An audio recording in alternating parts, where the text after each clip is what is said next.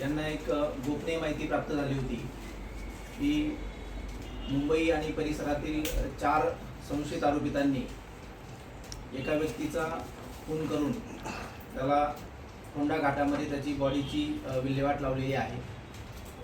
त्या अनुषंगानं युनिट 7चे प्रभारी आत्माराम सावंत, API शेलार आणि त्यांच्या टीमनी हे जे 4 संशयित आरोपी आहेत त्यांना काल दुपारी वेगवेगळ्या ठिकाणाहून ताब्यात घेतल्यानंतर त्यांच्याकडे सखोल चौकशी करण्यात आली आणि त्यांनी केलेल्या चौकशीमध्ये त्यांनी हा सदर प्रकार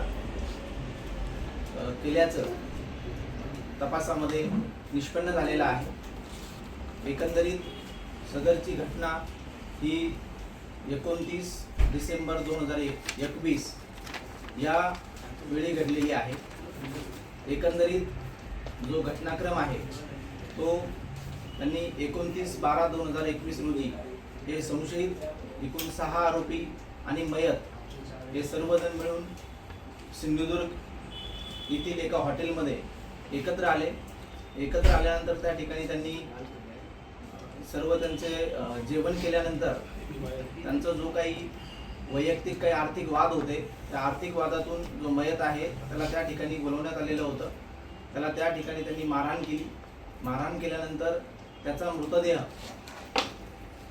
लपवण्याच्या दृष्टीनं किंवा त्याची विल्हेवाट लावण्याच्या दृष्टीनं सदर मृतदेह हा फोंडा घाट या ठिकाणी त्यांची जी काही वापरात असलेली इनोवा गाडीमध्ये घेऊन गेले आणि तो मृतदेह त्या फोंडा घाटामध्ये फेकून दिलेला आहे।